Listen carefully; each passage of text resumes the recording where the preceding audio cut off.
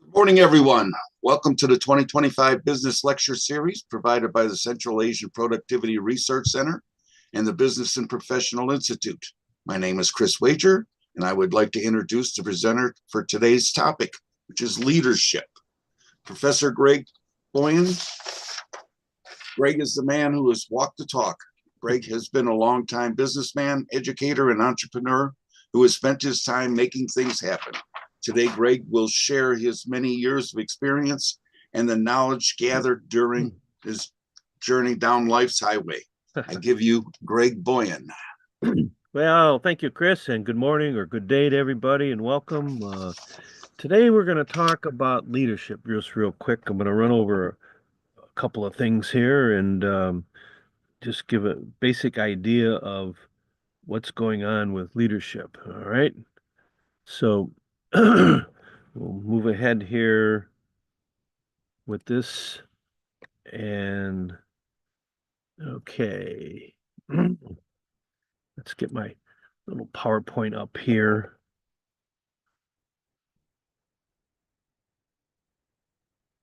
And here we go.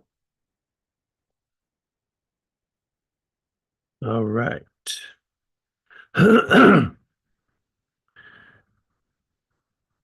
Get this started.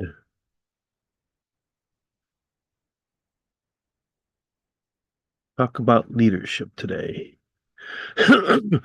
Oh, excuse me. All right. Oops. Let me stop that again. That's not going to work. Sorry, Chris. Oh, shoot. We'll see what happens. It's supposed to be embedded video. I don't know if it's going to work or not. Okay, leadership. So what is leadership? It's a process, right? Where we have individual influences of a group. We have followers, leader and followers to achieve a common goal. It can be a complex process having multiple dimensions. It can be defined as a transactional event that occurs between leaders and followers. A leader affects and is affected by the followers. So what do we have? A leader and a follower. It involves a group of people for a common purpose, usually. And we stress the need to achieve a common goal or goals. Leaders need followers and followers need leaders. Without one or the other, you don't have a group, you don't have be leading.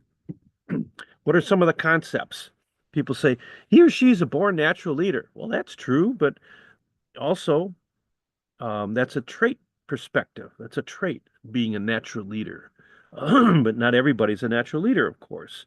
Um, some have inborn characteristics or qualities to make them a leader. That's what it is. Personal qualities that differentiate them from others. Here's some of those qualities.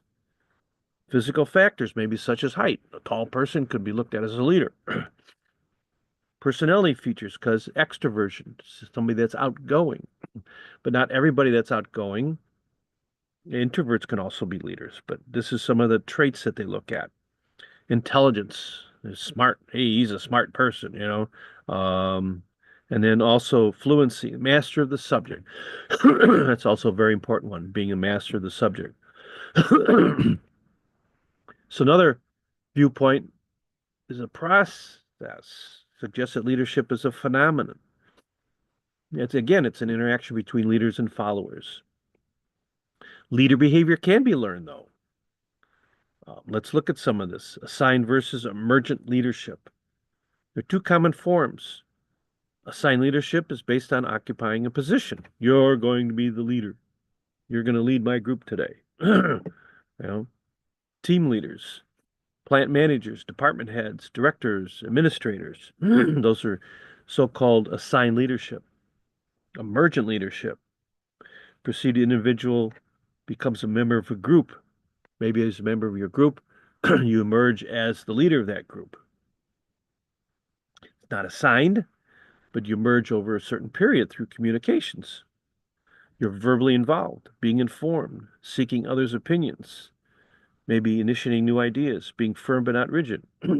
That happened to me years ago in a way is I worked for a large company. We had our own ski club for skiing, snow skiing. I joined the club and I spoke up quite a few times, and the president quit and they said, "Oh, you can be the leader now."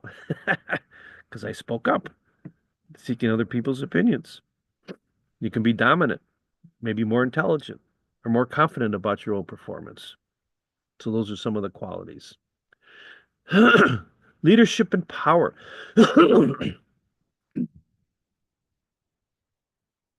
Power is part of the influence of the process. Can affect others' beliefs, attitudes, courses of actions. What are some of those examples? Ministers, doctors, coaches, teachers. Those are some of the examples. Position power, maybe a different officer rank. Personal power, again, influence the capacity a leader is seen as, likable or knowledgeable. 5 common and important bases of power. Referent power, refer to somebody. Followers' identification and liking for the leader. Expert power, you're the expert. Sorry. Based on followers' perception of the leader's competence. For example, a tour guide, knowledgeable about a subject matter. That's your expert power. Legitimate power, having the status or formal job authority. Reward power, derived from having the capacity to provide rewards to others. And then coercive power, to coerce people, maybe. This is a kind of a negative one. Penalize or punish others, kind of a power. So let's look at leaders and followers a little bit. This video is going to work now. Leaders cannot lead without followers, as we said. You got to have followers to lead. Followers allow leaders to achieve milestones and allow the organization to accomplish its goals. We have to set goals. We'll talk about that in a little bit more about goals. You accomplish goals. Followers drive the day-to-day operations. So that's part of the team, the group, we call that, the followers. They're the lifeline of the company. That's without the followers, you're not going to have the group. You're not going to be able to lead anything. To do well, followers must have leadership that motivates. We'll mention that a little bit too. Provide resources and benefits. Coaching, motivation, work-life balance. Leader-follower relationships are essential for achieving the highest levels of success. Yes, for sure. When employees feel fulfilled, they give more to the organization. It's part of the motivation. Leaders must convey their mission, vision to garner success. We come up with mission and vision statements. So here's a video, Leadership and Being a Leader by Simon Sinek. Explores the leadership follower relations. He says, no, I, me, my, replace them with we, together, and us. And I have a feeling this video is not going to launch because I didn't okay it. Let's see here. All right. We'll try to follow that later. Okay, sorry about that. See if I can relaunch it later. Trust is an important critical element of the leader-follower relationship. Organizational trust can allow change. Leaders can pursue change, make it a reality and agreeable to the organization. Followers must be dedicated and willing to change. That's all part of this. Followers must be willing to change.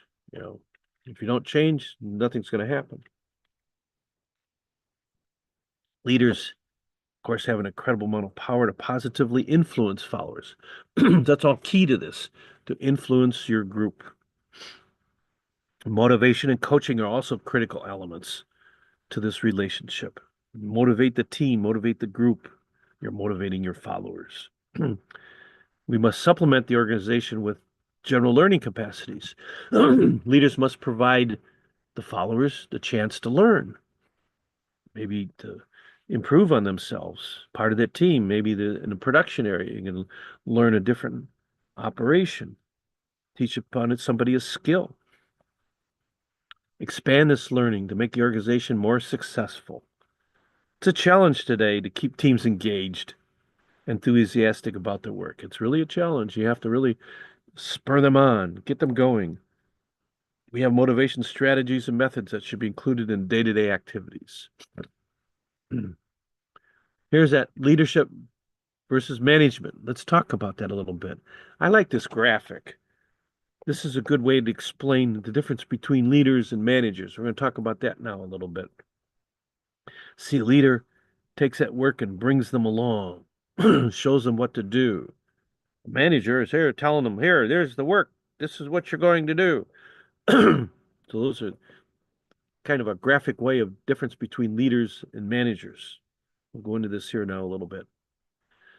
So basically, we can say there's three differences between managers and leaders. The young manager says, how will I know if I'm changed from a manager to a leader? How do I know that? Well, there's three tests to decide that in a way. On that shift. Let's look at that. Counting value versus creating value. Value is always a part of that. Count value, not adding to it, well, then you're a manager. You're counting you're doing this, you're doing that. You're not doing some new things. You're not being innovative. Leaders focus on creating value. You're creating value, you're creating some process. You're starting something, you're being innovative. You lead by example. People follow you. Enabling people. Get them to do something. I'll handle this and you handle that. Another way to do it. Leaders get involved with the group. Managers will say, just go do that. You know, here's the instructions, just go do it. Leaders will say, well, I'll handle this part of it, you handle that part of it. The other one is called circles of influence or circles of power. Think about that for managers of power. Leaders have influence. Managers have subordinates, as we call them. Managers create circles of power. Leaders have followers. We don't have subordinates as a leader. We have followers. They follow us along. We create circles of influence. We don't create circles of power. People come to you for advice, even outside your group. That shows a good aspect of being a good leader. Leading people versus managing work. Management controls a group to accomplish a goal. Leadership influences, motivates, and enables others. Contributes to an organization's success. Leaders influence and inspire.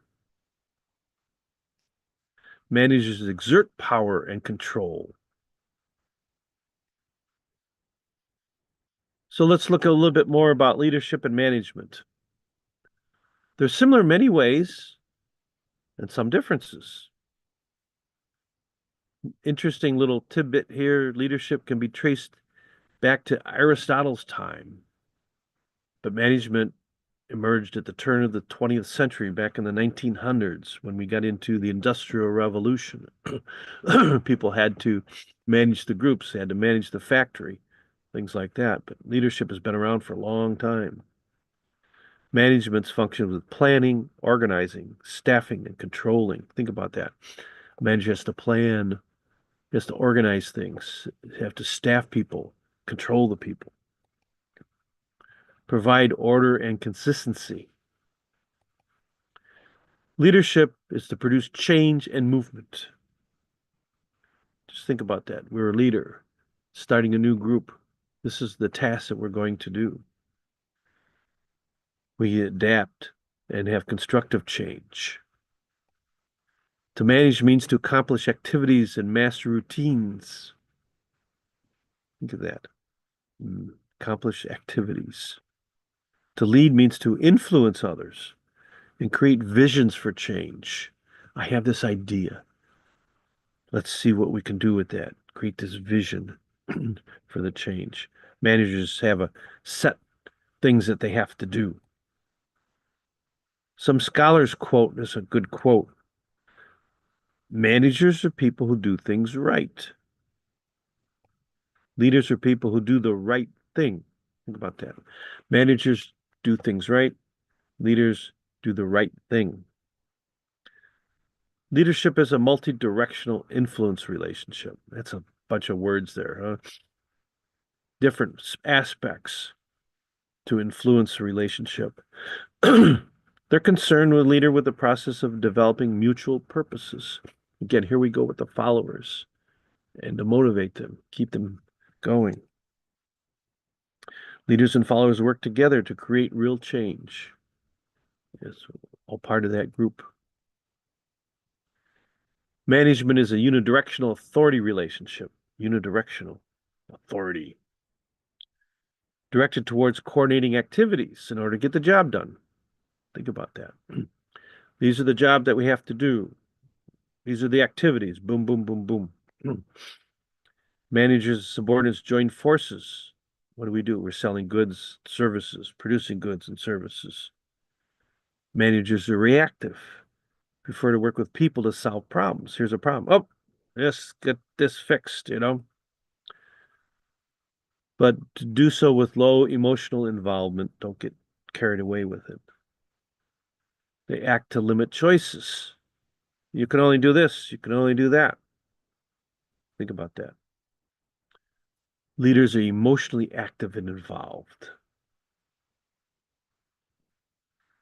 They shape ideas instead of responding to them, like with the managers. They expand available options to solve long-standing problems. So in a lot of respects, you've got a manager doing things, reacting to something. A leader will have options to solve these problems. They change the way people think about what's possible. Should be think. Although there are clear differences, the two can overlap. Leaders can be managers and managers can be leaders. That's true. Sometimes the leader has to manage a little bit. And sometimes a manager may have to lead some people on. So there are some overlaps of that. Managers can sometimes influence others to meet the goals.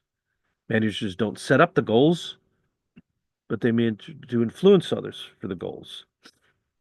Leaders can also be involved with planning, organizing, staffing, controlling a group of people.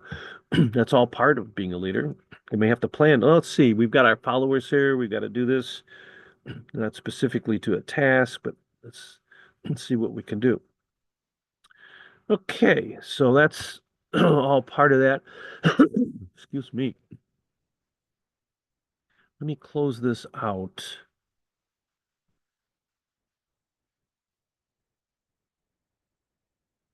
All right, let me reload this PowerPoint. I wanted to show that one video.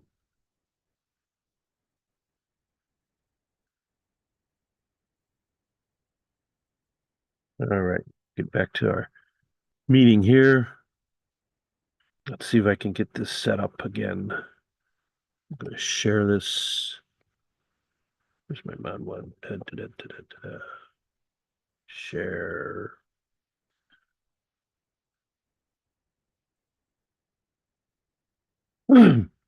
Okay.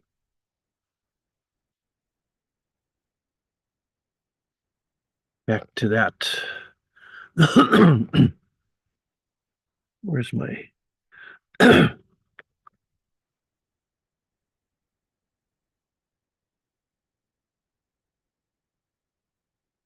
okay.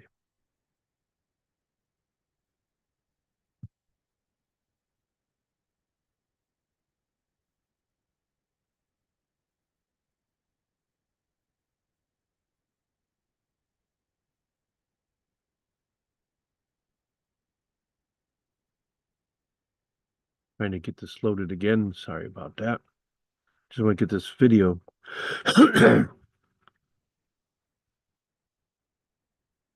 There we go. I don't know if this video is going to load up this time or not.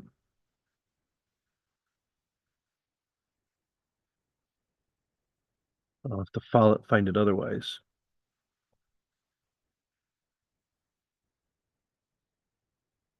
There we go. All right. One thing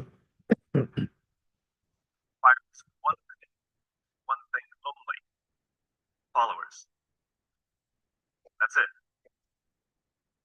It has nothing to do with rank or title. It has to do with whether others are going to choose, to volunteer, raise their hands and volunteer to go in the direction that you set.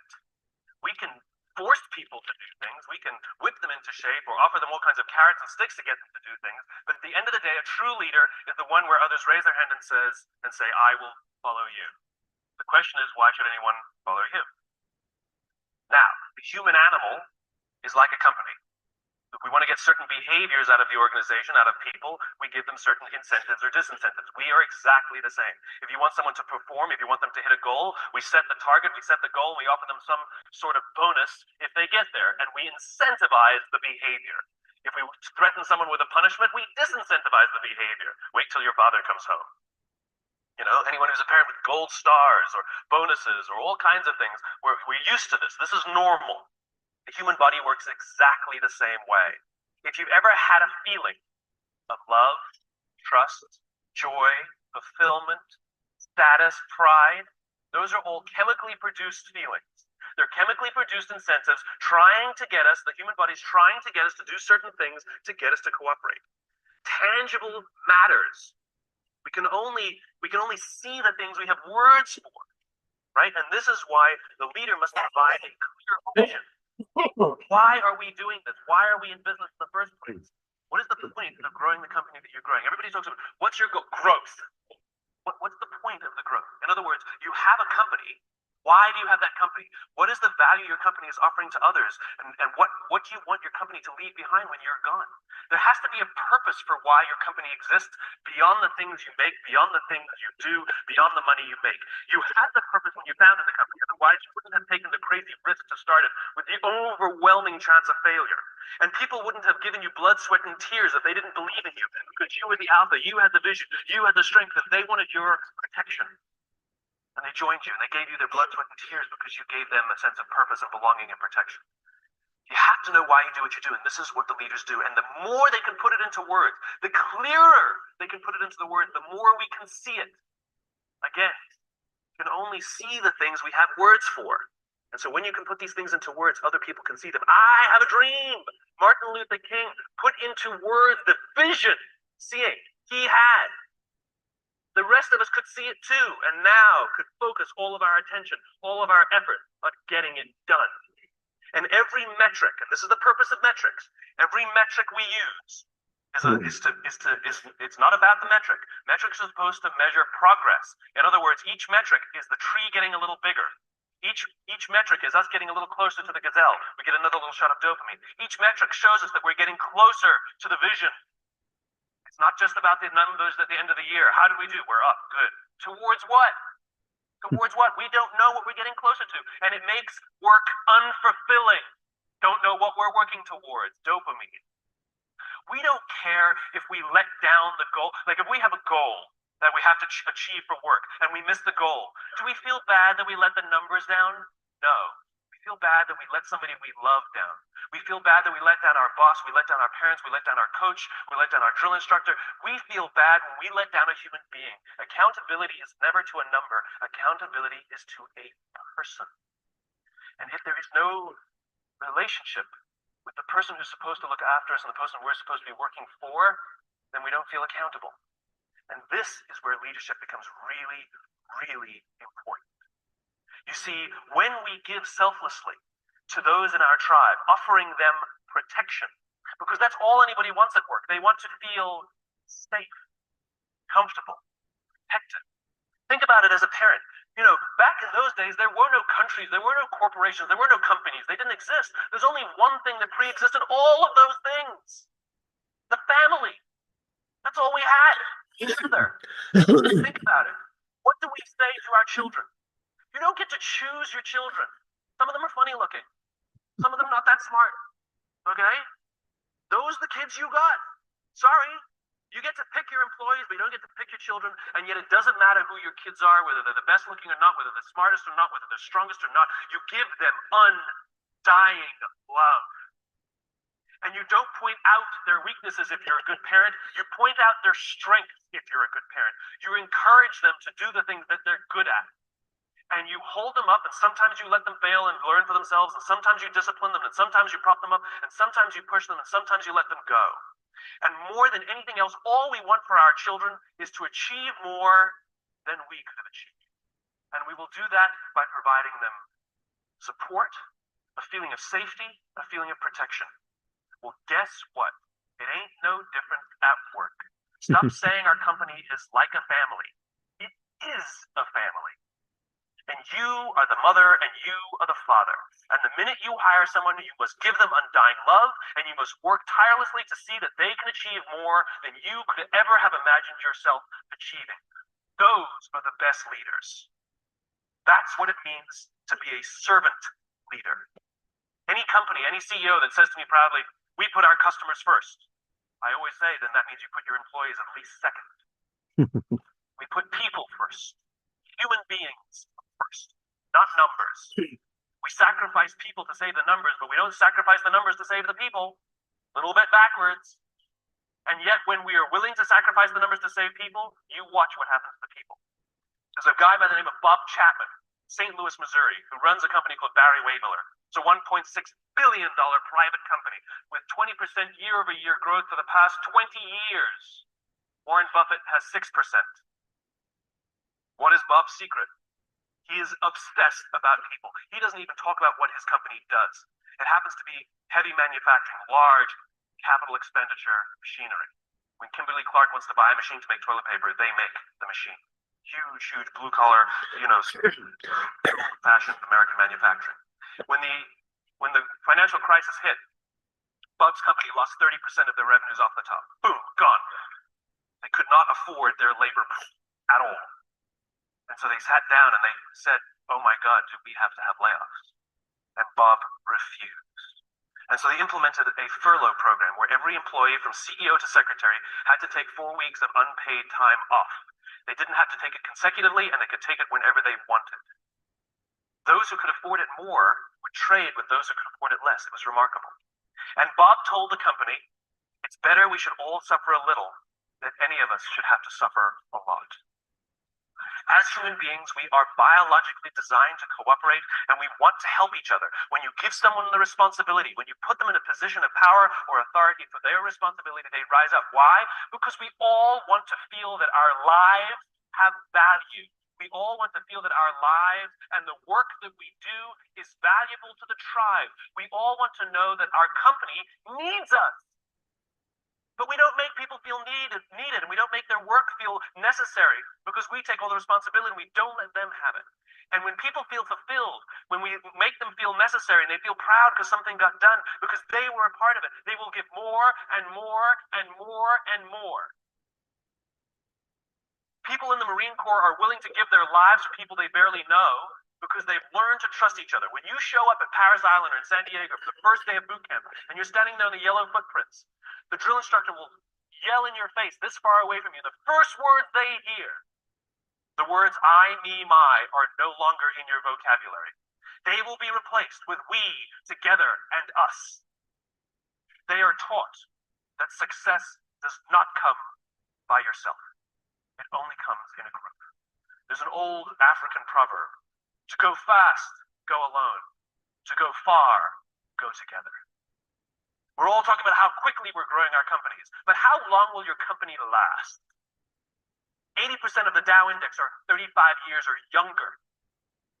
Sure, we build fast-growing companies, but they don't last. I went to the Crucible and watched these Marines. The Crucible is their final test before they become Marines. They're out for 56 hours. They get 3 meals, a total of 8 hours sleep the entire time. They're exhausted, they're tired, they're dirty, they're working hard. And you watch a fire squad of 4 guys making their way under barbed wire and shots fired and all of this mayhem and dirt and sand, and it's crazy. And they're dragging themselves across the dirt. and one of the guys is tired and starts falling back, but they have to achieve the mission. They've got to get to the other side. What do? They stop, they go back, they grab his webbing, and they pull. They slow themselves down because they'd rather slow down with all four than go fast with three. To go fast, go alone. To go far, go together. Next time somebody says, what are your goals? Stop saying to increase top line revenues by $1 million or $10 million or whatever you want to do next year. And start saying, we're building a company that's going to last 100 years. Watch the changes that happen inside the company. Devote yourself not to firing people, but to give them an opportunity to contribute. And if they fail, help them up. And if they fail, help them up. And if they fail, help them up. And if you really think they're incompetent and you really don't believe they fit your culture, why did you hire them? Because of their resumes? They belong. We should treat hiring like adopting a child. We don't adopt children by saying, well, I'd like a blonde-haired, blue-eyed kid, yay high, and I want to make sure that they've done well in preschool before I take them. Well, that's how we hire people. I'm looking for somebody with experience in our industry with at least 5 years, with this kind of, oh, you meet it, we'll take you. No, that's not what we do. When we adopt a child, we're going to give them the keys to our house and let them run around by themselves, maybe even give them responsibility over our other children. It's a slow decision. We want to get to know the kid. We want to spend a little time with the kid. See if they would fit in our family, if our other kids would get along with them. Hiring is exactly the same. You cannot judge the quality of a company by the good times. We cannot judge the quality of a crew when the seas are calm. We judge the quality of a crew when the seas are rough. And numbers will never come to your aid. Ever. People will. If things are going great and everything's growing and you feel that everyone's disposable, guess what? They think the same about you. Just always balance. Time and energy. Roam the hall. Implement policies where if you have something to say somebody, not just the exchange of information, if you want to pay someone a compliment, if you want to ask somebody a question about their work, not about some fact like what time's the meeting, you do not send emails. You stand up, you walk the 35 feet, you walk into their office and say, hey, quick question for you. That thing that you did for the client, can you just tell me a little more about it because I have a client meeting? I promise you the relationships that will form simply because people are giving time and energy. It's too quick to send an email. It's too easy. If I come over to your house for dinner and a day later I send you this beautiful email how grateful I am for the dinner that you made for me, or if I sent you a handwritten note with the exact same word, which one makes you feel better? The handwritten note. It's not the words. It's not the intention. It's the time and energy we take. And if you think you're too busy to give time and energy to your people, then they're too busy to give time and energy to you. It is a balanced equation. I imagine a world in which the vast majority of people wake up every single morning inspired to go to work and come home every single day fulfilled by the work that they do. I believe that loving our jobs is a right, not a privilege. Why should it be just the lucky few who get to love going to work? It is an entitlement that we all have. And by saying love our jobs doesn't mean we have to like them every day. We love our children every day. We don't like them every day. Right? We don't have to like every day. It can be hard, but we get to love it every day. And the thing that makes us love our jobs, not the work that we're doing, the way we feel when we go there. We feel safe, we feel protected, we feel that someone wants us to achieve more and is giving us the opportunity to prove to themselves and to ourselves that we can. This is the world that I imagine.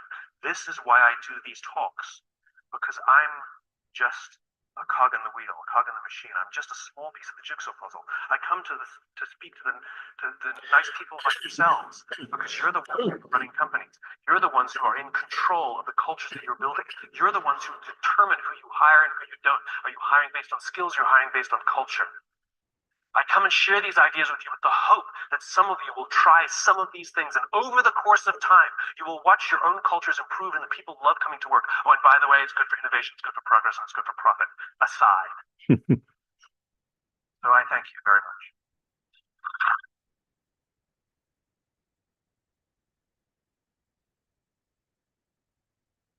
All right. Very emotional, very empowered video. I mean, that kind of summarizes everything about almost everything about leadership. Simon Sinek is a very knowledgeable and renowned lecturer. He's got several books that he's written. So you may want to look into that in the future. Okay, let's move on here a little bit. I have a couple more presentations I want to show you. Let's see, what's the next one? So we talked about different traits of leaders, of successful leaders. Let's look into this. There, okay. So you find this.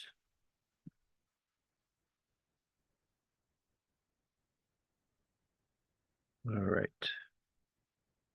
And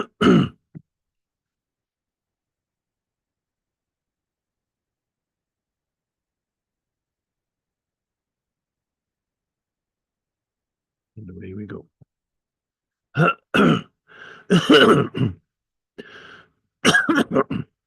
Excuse me. So we're looking at powerful traits of successful leaders. All the different traits. So we have power and intellect behind these organizations. Leaders can be visionaries. They steer their brand around pitfalls. Know when to seize opportunities. They rally their employees to work hard to their goals. Remember the things that Simon said before, to rally the employees, not to the company, but the employees. Achieve the right combination of charisma, enthusiasm, self-assurance. Some may be gifted, but these traits can be learned, as I mentioned before. So here's some of the must-have traits of a successful leader. Don't forget, you don't have this, you can try to learn them. Self-managing. Manage yourself. Prioritize your own goals. Give the priorities to what you want to do. Regulate your time, attention, and emotions. Figure out how to handle stress. Be compassionate, respond to people in appropriate ways. Maintain self-control and discipline. Avoid becoming overly reserved and inflexible. Strategic. You have to be open-minded. According to Harvard Business Review, leaders must always be prepared to adjust their strategies and capture emerging opportunities or tackle unexpected challenges. Good traits of a leader. Cultivate strategic thinking. Be curious and generally interested in your company and the wider business environment. Be flexible in your mindset, trying new approaches and ideas. Focus on the future. Think about the company's operational conditions. Again, we're leading, not managing, looking at the future, being a visionary. Positive outlook. Being accountable and responsible. Use power and authority appropriately without overwhelming. Hold yourself accountable and take responsibility for mistakes. A manager will say, he did that. That's his problem. A leader will say, our group made a mistake. Or I made a mistake. I'm responsible for that. Let's see what we can do. Expect others to do the same, of course. Be productive and efficient in your decisions. Your group will appreciate and support this encouragement and will follow the rules and policies. Being an effective communicator. This is a very important part of being a leader, being an effective communicator. Know when to talk and when to listen. Very important. When to listen. Clearly and succinctly explain your goals and specific tasks. If they don't understand it, they will fall short of their own goals. Communicate on all levels, one-on-one, to the department, to the entire staff. Communicate all different ways, phone, email, even on social media if you have to. It's a steady flow of verbal and nonverbal exchange of ideas and information. Be approachable. Setting clear goals and persist in achieving them. Make sure your goals are clear and everybody understands what's going on. Be confident what you're doing. Radiate enthusiasm. Be excited about what you're doing. It's a very important part is the excitement. People will then be drawn to you. Writing goals down is a key to success. Goals take time to accomplish. If you give up, so will everyone else. Keep going when others want to throw the towel in. Having a vision for the future. How do I do that? Well, you try to imagine things. Imagining. Look into the company's future. Maybe talk to the CEO or some of the other leaders in the company, other managers. What's going on? Make sure you have concrete goals that benefit the organization. Being a visionary, it means managing change, striking a balance between stability and growth. Work through the past may not always work now. Adapt, be agile, implement new strategies. Allow the business model to evolve over time. Manage complexity. Learn how to manage a bunch of different things. Be a problem solver, making decisions with rapidly changing circumstances. It's a complex environment. That's a vital skill. Effective leaders assess situations' complexity, choose an appropriate course of action. Maybe to scan the environment in search of subtle trends, recognizing indicators of disruptive change. Establish practices, fostering creativity and innovation. Have the courage to risk experimentation and encourage creativity. This will help foster innovation. Steer your organization to new destinations. Be persistent in pursuing goals. Be open-minded and flexible in how you get there. Encourage people around you to spend time exploring new ideas. Brainstorm, prototype, sit down with people. Promoting teamwork, team building. Build around the people around you. You should have a diverse and unique group. People with different personalities, motivations, and skills will help have an overall great group of followers as a team. You help foster this innovation. Remember, communicate to achieve the goals. Creating lasting relationships. Persuasive leaders do more than just inspire others to follow them. They know how to motivate the group to strive and achieve goals, make them feel valued. What they do makes a difference. Leaders need to be effective at networking, help create a vast and varied network of people. Strong relationships, not with just your team, but with customers, clients, partners, even a little bit with the competitors. And learning agility. Great leaders know their strengths and adapt to sudden changes, knowing how to seize opportunities, have an insatiable curiosity that will fuel desire to learn and grow. Hinges on developing critical thinking skills, able to accept uncertainty. It's all part of it. Having social and emotional intelligence. What's going on? Desire and determination to push forward. So those are some basic, excuse me, some very important traits that you can develop. Okay.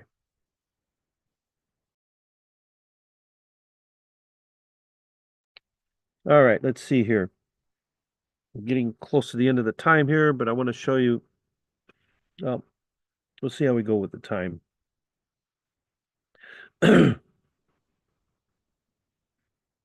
Here's another video that I'd like to show and share.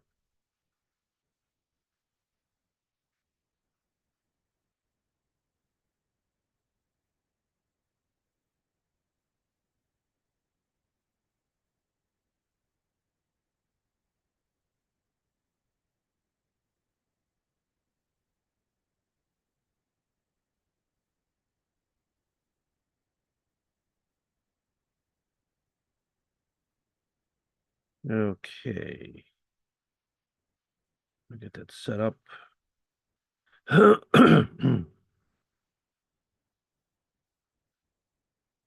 Back to there.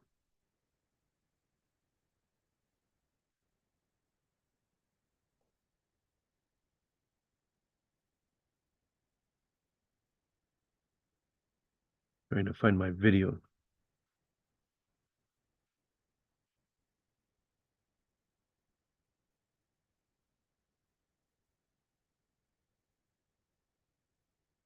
Okay, here we go. There are two things that I think that great leaders need to have: empathy and perspective. And I think these things are very often forgotten. Leaders are so often so concerned about their status or their position in an organization, they actually forget their real job. And the real job of a leader is not about being in charge, it's about taking care of those in our charge. And I don't think people realize this, and I don't think people train for this.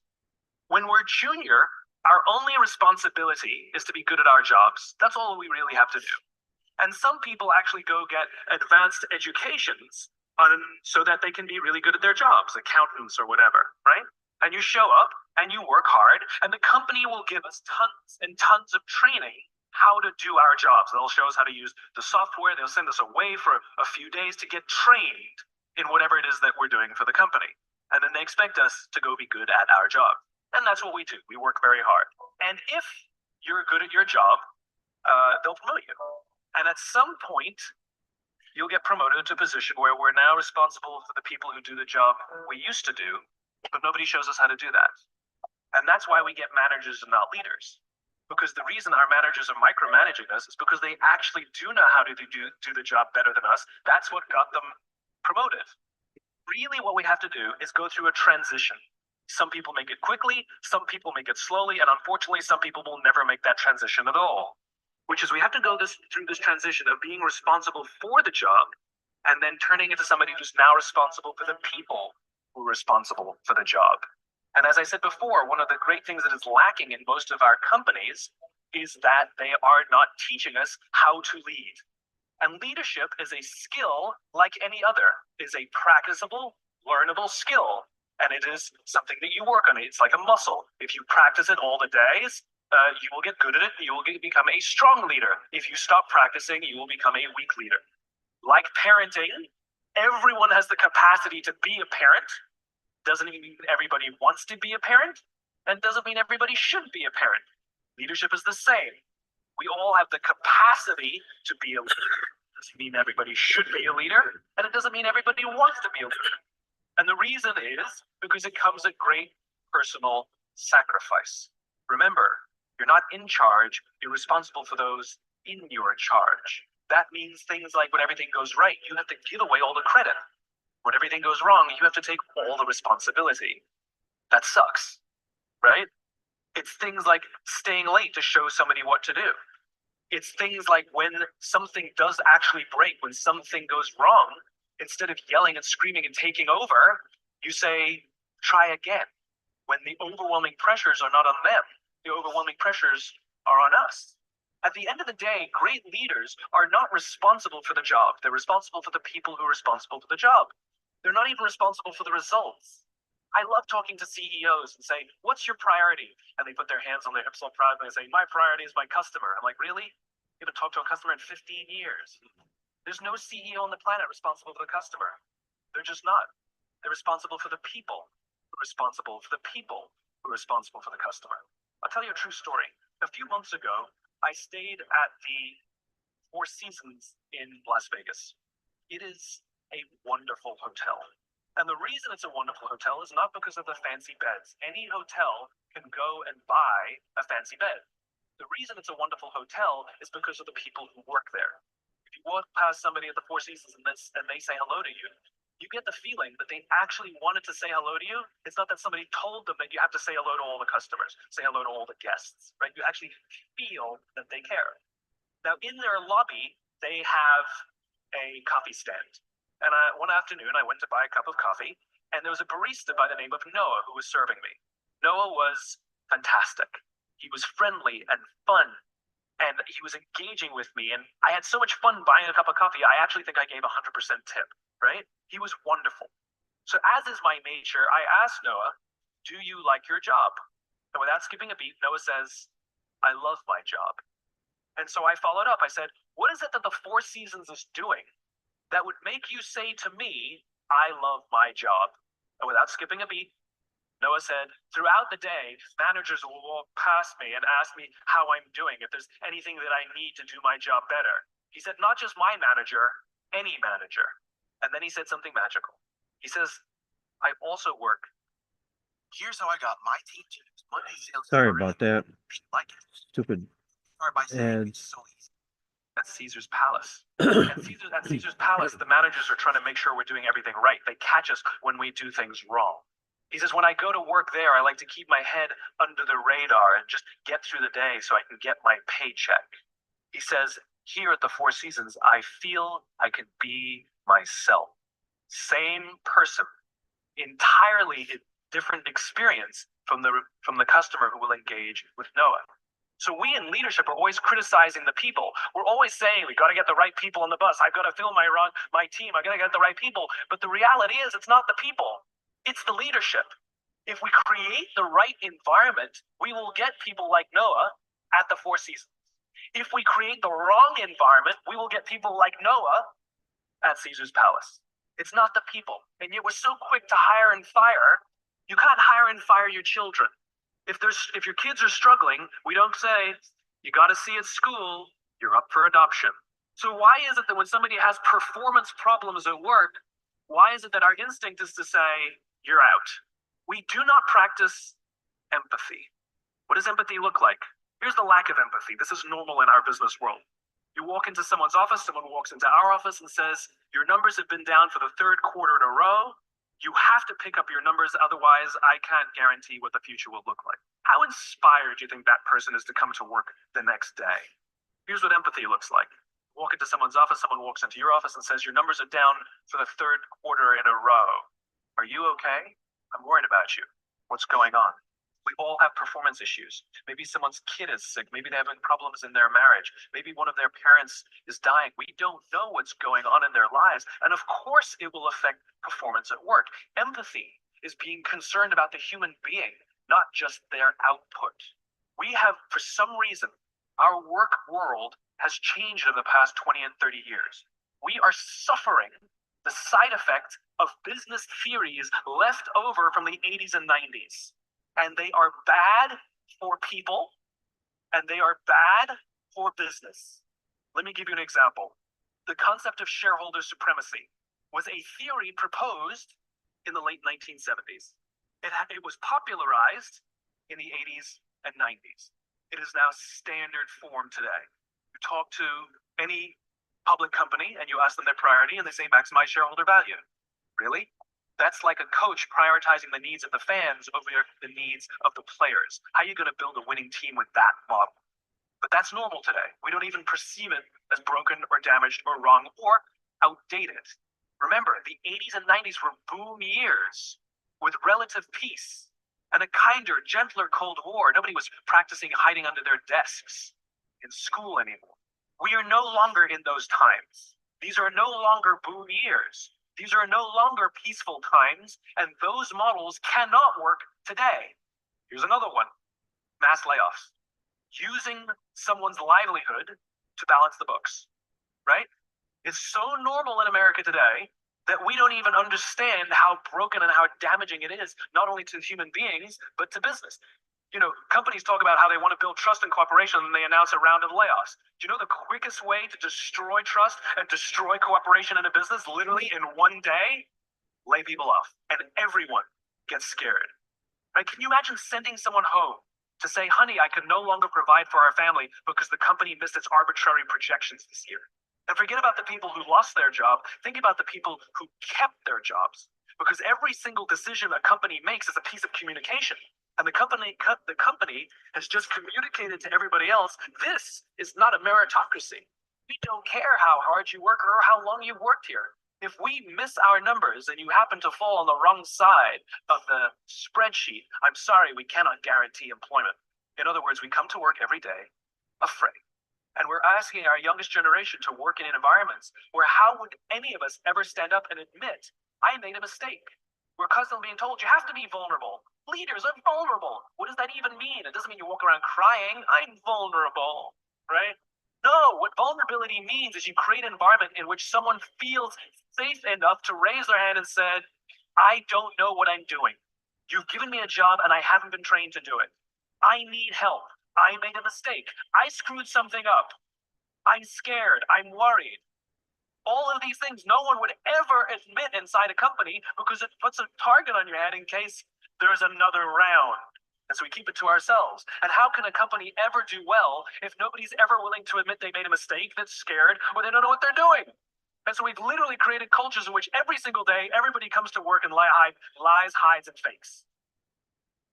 And we're asking our youngest generation to work and succeed and find themselves and build their confidence and overcome their addiction to technology and build strong relationships at work. We're asking them to do this, and these are the environments we've created.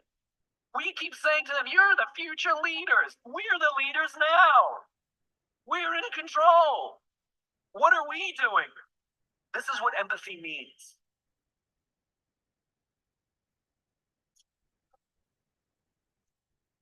All right. I think it's another very powerful video that Simon put together there. Just think about that. Another important thing is empathy. All right, I want another quick little PowerPoint here put together. Okay.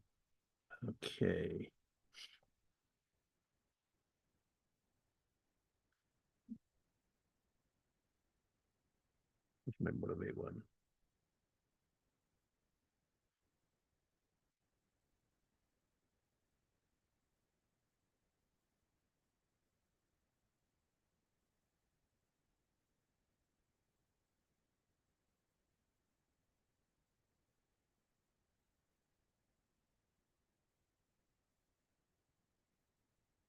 Okay.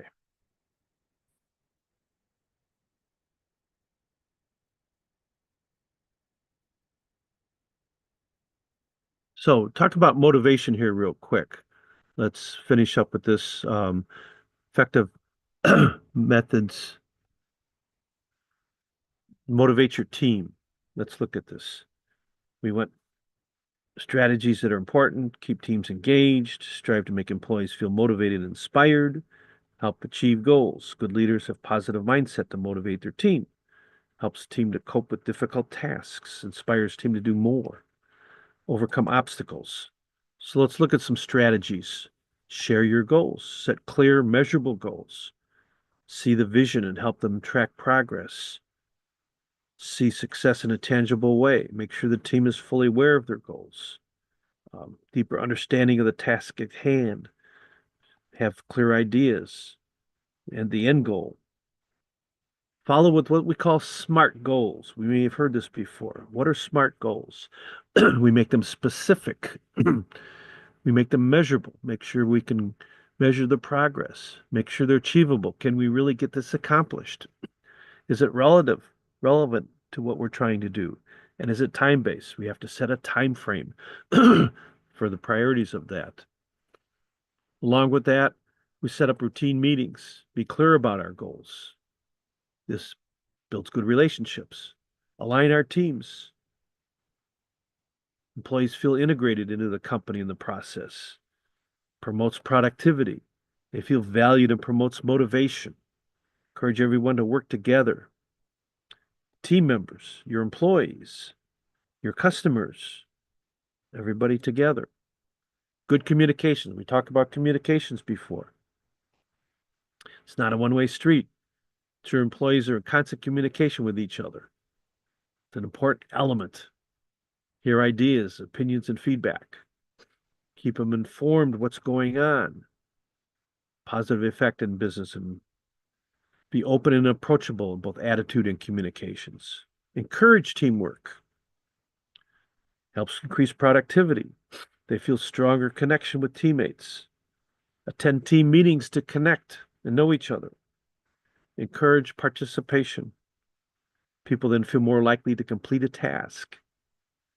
Ensure new hires fit in to the team's workplace culture. Keep a healthy working environment. People work together that are healthy, behaviors safe and well. What's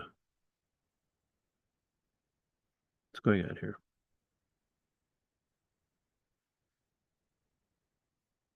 Account for various accounts for and responds to various needs.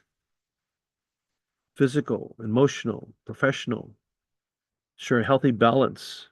Keep employees engaged. Positive impact on productivity. Create a space where work is fun and enjoyable. Make sure projects and tasks are well organized. Should be safe and clean workspace. Promote healthy habits. Helps reduce stress, manages energy levels. Healthy attitudes and relationships. Conduct regular pulse surveys. Find out what employees are struggling with. Help to support them. Create positive and productive work environments. Provide good communication skills and positive behavior. Helps improve your skills and knowledge in all areas. Let's look at 12 ways to stay healthy at work. Stay hydrated. Make sure you have enough fluids. Limit your caffeine intake. Maintain proper posture in whatever you're doing. Take breaks if you can. Keep your workspace clean. Bring your own food rather than if you're working in a big company rather than some of the stuff that they provide. We're healthy that way. Look away from your screen. Take a break. Add some greenery around your workstation if you can. Make connections to others. Get enough sleep. Spend some time in the sun, good old vitamin D, and stay safe during the flu season. Give recognition, praising team members for good work. Positive praise is sometimes overlooked. Praise employees when they achieve results. Don't just say good job. Explain why it's a good job. Makes employees feel more responsible. Helps them continue to grow their skills. They want to know their efforts are appreciated. Praise can be a great success. Wait until the project's finished to show gratitude and pay tribute. This helps motivate employees, helps them succeed to future work. Give feedback. Motivate by giving customer feedback. Continue constructive feedback, sorry. Encourage them to exceed their expectations. Know exactly what team members do to achieve their overall goals and give positive feedback. Help employees meet their goals. Have check-ins, weekly or monthly basis. You can be an effective motivator. Provide opportunities for growth. Provide training, development skills. What does that do? That lifts everybody up, makes a positive change in the work environment. When teams learn something new together, it can help them connect with each other. Tailor the training to each individual. Let the team set learning goals that are achievable and realistic. Let the team say, this is what we need to learn. Employees can come up with new ways to work together. Be excited to learn new things. Listen to your team. When you don't listen, you're sure to forget about your team's needs. Understand why people have lost their motivation. Think about how employees spend their day interacting with each other. Give them breaks in a comfortable space. Motivation can be lost by stress, anxiety, and depression. Take time to talk to them and hear them out. Take what you hear and follow up on the conversations. Encourage open communications. Appreciate your team members. Incentives might not come close to helping. People can contribute to a project early on. They're more likely to be motivated. Your employees are your most valuable resource. Motivate and encourage people to have a happy and productive team. Okay. Here's some other videos that you may want to reference. You may want to copy this down someday. As we talk about humor at work, leading with laughter, trust versus performance with Simon Sinek. Simon also has 5 fundamentals of leadership. These are little rather long videos. And leadership versus management. Okay. So I'd like to do, Chris will allow me here to end with one more video, just a short video that I hope you enjoy. Okay.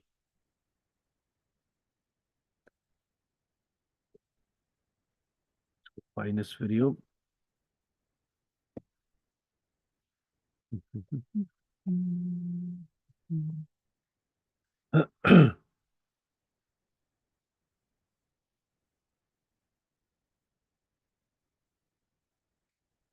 Effective leadership.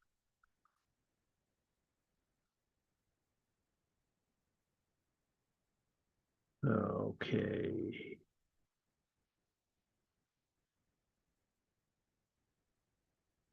Let's set this up here.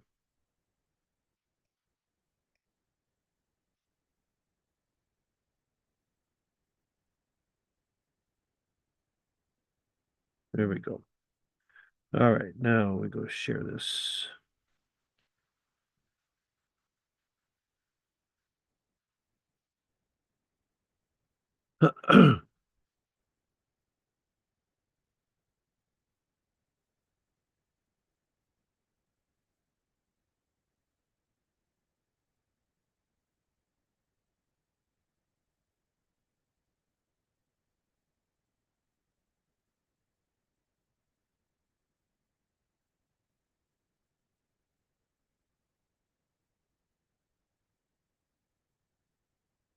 Okay, I'm having a little difficulty here.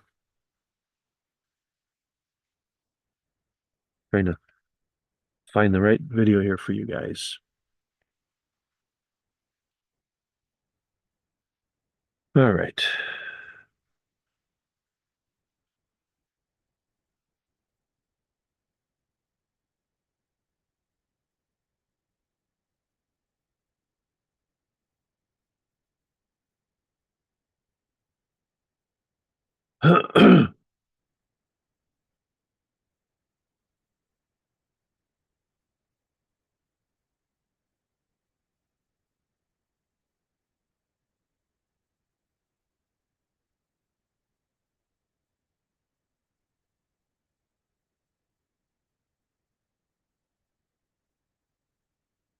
Somewhere.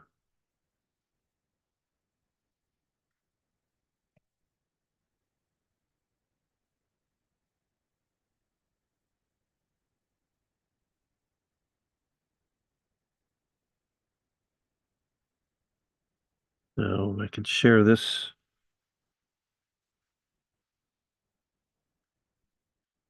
All right, here we go.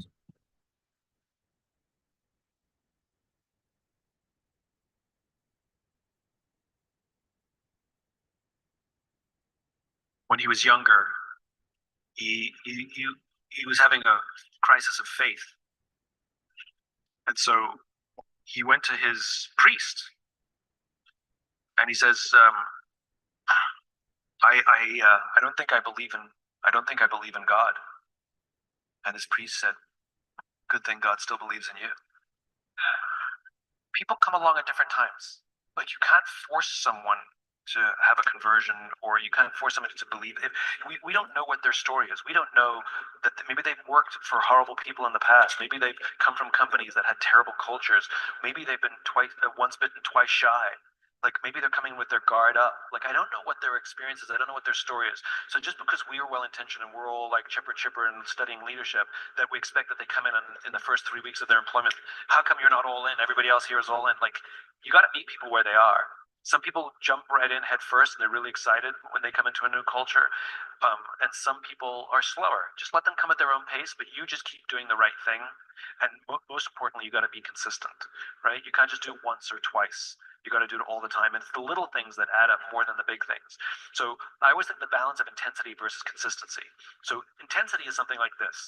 You've come in for 3 days. It's an intense time. It's intense education. You're on this, and anything intense is easily measured and captured in time, right?